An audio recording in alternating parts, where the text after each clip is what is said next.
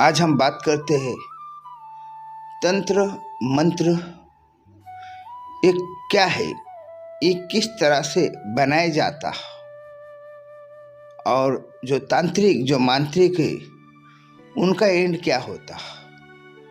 हम अलग अलग किस्म की गाड़ी चलाते, फिर कार हो, बाइक हो, प्लेन हो, हेलीकॉप्टर हो, जो यंत्र से चलता है। हर एक का यंत्र ये अलग अलग होता है।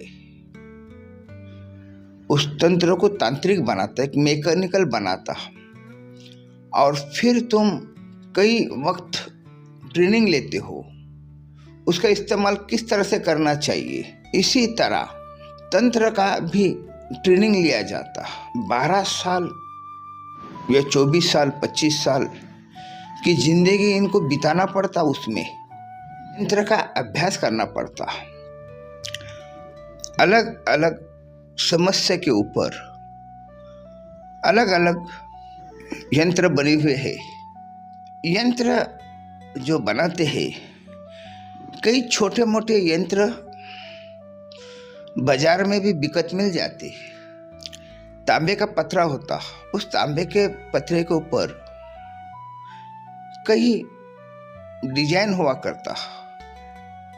जिस तरह से आपको हर एक गाड़ी का यंत्र अलग अलग है, कार का अलग, विमान का अलग, बस का अलग, ट्रक का अलग, सबका यंत्र अलग अलग है। कई लोग चल्ला-साट खेलते, कौड़ी खेलते, कुछ ऐसे घर बनते, 12 घर, 8 घर, ये 9 घर, ऐसे छोटे छोटे घर बनते। और उस घर में बच्चे लोग कौड़ी रखते, वो कौड़ी का खेल खेलते, 4 जन बैठ के कौड़ी का खेल खेलते। ये जो कई खेल है, जैसा महाभारत में भी देखते। महाभारत के भीतर शकुनी कौड़ी फेंकता, कोई कौड़ी का खेल खेलते, कोई छोटी लकड़ी हुआ करती, वो लकड़ी से खेलते। अलग अलग तरीके से वो यंत्र के साथ वो लोग जुड़े हुए होते। आप सोचो, इतना बड़ा विमान इंसान ने अपनी बुद्धि से ही आसमान में उड़ाता है। वो जो इतना बड़ा विमान लेकर जाता, यंत्र उसने बनाया, ये तो उससे पहले कल्पना थी कि मैं आकाश के भीतर 100 लोगों को मैं इस देश से उस देश लेकर जाऊं। ये किसी तांत्रिक की सोच है और उसने वो सोच को अपनी मेहनत से कामयाब किया। अगर आप कोई कहोगे, जिस समय ये विमान नहीं था, विमान का शोध नहीं लगा था, 500 साल पहले अगर कोई कहता कि इस तरह का विमान बनेगा, उसमें से लोग प्रवास करेंगे, उसमें साहित्य लेकर जाएंगे, तो कोई यकीन उससे नहीं मानता। ये कल्पना के जैसा है। मगर जो तांत्रिक था, जो यंत्र बनाने वाला था, उसने उसका शोध लगाया, मेहनत किया, कई सालों की उसकी मेहनत थी, तब जाके वो विमान बना सका। और इसी तरह जो तांत्रिक होते, जो तंत्र विद्या करते, इनको भी 12-12 साल मेहनत करना पड़ता। 12 साल तंत्र को समझने के लिए मेहनत करना पड़ता। और तंत्र को जो चलाता है, उसकी जो विल पावर है, ये सब में बड़ा काम करता है, जिसको हम कहते हैं इच्छा शक्ति। तुम्हारी इच्छा शक्ति इतनी प्रबल, इतनी मजबूत बनाने के लिए वक्त जाता। यूं ही किसी की इच्छा शक्ति बन नहीं पाती। उस इच्छा शक्ति के ऊपर सालों साल मेहनत करना पड़ता। वो जो यंत्र बनाया गया, उस यंत्र के भीतर कई कौड़ी रखते, कई पत्थर रखते, उसको अपनी इच्छा शक्ति से वो हिलाते, वो इच्छा शक्ति से वो काम करने लगती, यूं ही काम नहीं करती। वो इंसान के भीतर इतनी पावर है, इतनी उसके भीतर बुद्धिमत्ता है कि इंसान यंत्र से क्या नहीं बना पा रहा, क्या नहीं कर रहा। आज हम मोबाइल का इस्तेमाल कर रहे, वो भी तो किसी की सोच रही होगी कि इंसान यहाँ से कई मील तक बात कर सकता, किसी से भी बात कर सकता। उसने उस जमाने की जो ये शक्ति थी, लोग उस जमाने में बात करते थे, बिना मोबाइल का बात करते थे, एक दूसरे से जुड़े हुए थे, मगर वो जुड़ने के लिए बहुत मेहनत था। कई वर्षों वर्षों की उनकी सिद्धि थी। मगर आज विज्ञान ने हमारे सामने एक यंत्र बना के रख दिया और हम उसका यंत्र का इस्तेमाल कर रहे हैं। इसी तरह जो तांत्रिक है वह अपने तंत्र विद्या से वो ये सब काम करने लगता। अब आप सोचो, पहले के जो राजा महाराजा के जो बच्चे हैं वो गुरु के आश्रम में सीखने जाते थे। गुरु के आश्रम में कई कला हुआ करती थी, फिर वो कला धनुर्विद्या की हो, युद्धों की हो, राजकारण हो, समाजकारण हो या तंत्र मंत्र की विद्या हो, ये सब उस समय में सिखाया जाता था। राम बचपन में अपने गुरु के सानिध्य में ये सब सीखे और सीखने के बाद जब रावण से युद्ध किया गया तो कई हथियार छोड़ा गया रावण के ऊपर,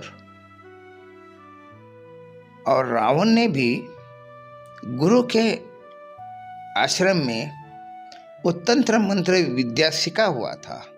इसीलिए वो भी अपने तंत्र मंत्र का इस्तेमाल करके उसने सीता का हरण किया। आप महाभारत में देखो,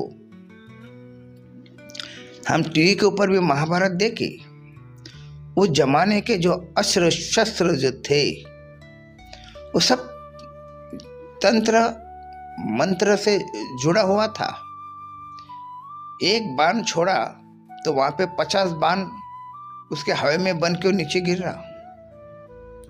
महाभारत को आप याद करो, उस युद्धों को याद करो तो आपको पता चलेगा जितने भी जो राजकुमार थे, जो कौरव पांडव थे, उनके गुरु थे,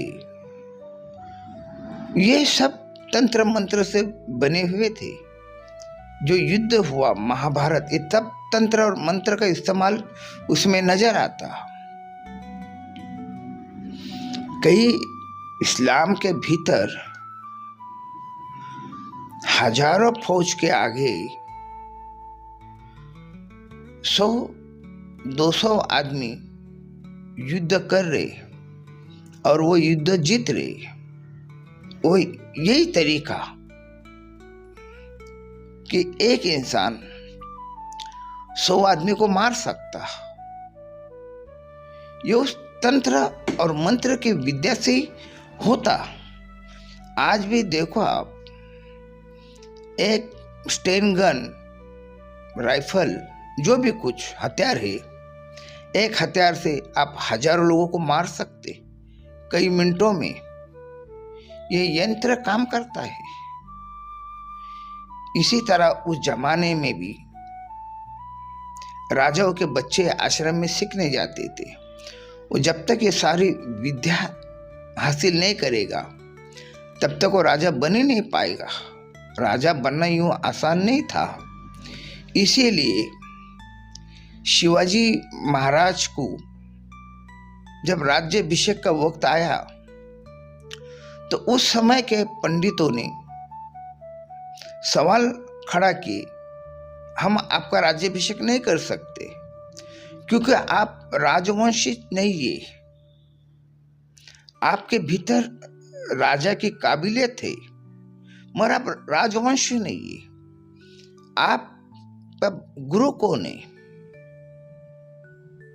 बचपन से आपने किसी के सानिध्य में भी विद्या हासिल की, क्योंकि राजा बनने के लिए सारे विद्या उसको आना चाहिए, सारे तंत्र मंत्र उसको समझना चाहिए, तभी वो राजा बन सकता था। इसीलिए शिवाजी महाराज को उनका अभिषेक पंडितों ने इनकार कर दिए, क्योंकि राजा बनना इतना आसान नहीं है। तुमको जीवन की हर कला में तुम पारंगत होना चाहिए, तब तुम राजा बन पाते। आज हम भी देख रहे इस देश के पंत प्रधान, देश का प्राइम मिनिस्टर कई आश्रम में चले जाता, ध्यान करने जाता, कई मंदिरों में जाता, कई गुरुओं को मिलता। आप इस बात को समझो, सबके सब तंत्र और मंत्र से जुड़े हुए हैं। तंत्र जो है, इस सब जो तंत्र विद्या जो चलती है वो तुम्हारी विल पावर से चलती है। इंसान के भीतर इतनी विल पावर आ जाए। हमने देखा है एक गैरेज के भीतर 10 लड़के काम कर रहे, वो 10 लड़के में एक लड़का वो पूरा मैकेनिकल बन पाता, जिसका दिमाग चलता, जिसकी सोच अच्छी है, वो अपना दिमाग से वो यंत्र को जोड़ता, यंत्र को खोलता, तब वो मैकेनिकल बनता। कई साल उसमें चले जाते। इसी तरह जो तांत्रिक है उसको अपनी जिंदगी बिताना पड़ता, यूं ही कोई तांत्रिक नहीं बनता। तो जिसके दिमाग की अच्छा है, जिसकी विल पावर अच्छी है, जिसकी इच्छा शक्ति अच्छी है, वही इंसान ये तंत्र का इस्तेमाल जब करता है तो ही उसका तंत्र फलित होता, वो कामयाब होता उस तंत्र में। सब नहीं हो पाते। अब बात रही मंत्र की। मंत्र उच्चार सभी समझते। कई साधु होम हवन में मंत्र का उच्चार करते। वो मंत्र हर एक देव देवता के मंत्र बने हुए हैं। जिस तरह मैंने कहा, हर एक समस्या के ऊपर यंत्र बने हुए हैं, बाजार में बिकत मिलते। इसी तरह किताब भी मिलते हैं बाजार में मंत्र के ऊपर। ये भगवान का ये मंत्र, वो भगवान का वो मंत्र, ये साबरी मंत्र, ये हनुमान मंत्र, ये बालाजी का मंत्र, ये भैरव का मंत्र, ये शिव मंत्र, ये पार्वती मंत्र, ये देवी का मंत्र, दुनिया भर के मंत्र पड़े हैं। अब उस मंत्र पढ़ने से कुछ नहीं होने वाला। मंत्र पढ़ने के लिए जो विल पावर चाहिए, जो इच्छा शक्ति चाहिए। अगर किसी ने किसी को कोई मांत्रिक अगर किसी को शराब दे देता, वो तो शराब पूरा हो जाता, आदमी मर जाता। इतनी उस जमाने में उस शराब के भीतर ताकत थी। पुणे के भीतर शेख सल्लाह बाबा का दरगाह है। एक किताब था जो मैंने पढ़ा था, शोध और बोध। उस जमाने में पुरंदर राजा था पुणे के अंदर। वो पुरंदर राजा ने उस टाइम पे वही शेख सल्लाह बाबा को कहा, पूरा उनके साथ उनका खिमा था, उनके लोग थे, तो उनको यही कहा कि तुम तांत्रिक मांत्रिक सूफी फकीर हो, तुम मेरे यहाँ क्यों आए हो? तुम मेरे यहाँ रुक नहीं सकते। तुम यहाँ से ये मेरे राज्य से बाहर हो जाओ। मैं आपको 7 दिन का वक्त दे रहा हूँ, 7 दिन में आप यहाँ से निकल जाओ, वरना आपको कैद किया जाएगा। तब पुरंदर राजा को हजरत शेख सल्लाह बाबा उनसे यही कहा, 7 दिन में कौन ये जगह को छोड़ता, वो हम देखेंगे। ये कहकर निकल गए और 7 दिन के भीतर वो राजा मर गया। और राजा मरने के बाद जो राजा के जो दरबारी थे वो शेख सल्लाह के पास आए। शेख सल्लाह बाबा के पास आकर उनसे माफी मांगे और फिर उनको कहा कि तुम यहाँ रह सकते। इस तरह से किताब में वर्णन है। और वो किताब हिंदुस्तान का शोध और बोध नाम का किताब है। और वो किताब गवर्नमेंट ने लिखी हुई किताब है, पुरानी किताब है। तो इस तरह से मंत्र का इस्तेमाल हुआ करता था। इंसान में इतनी ताकत थी कि उसने अगर आपको शराब दे दिया तो आप मर जाओगे। ये इंसान की इच्छा शक्ति, एक विल पावर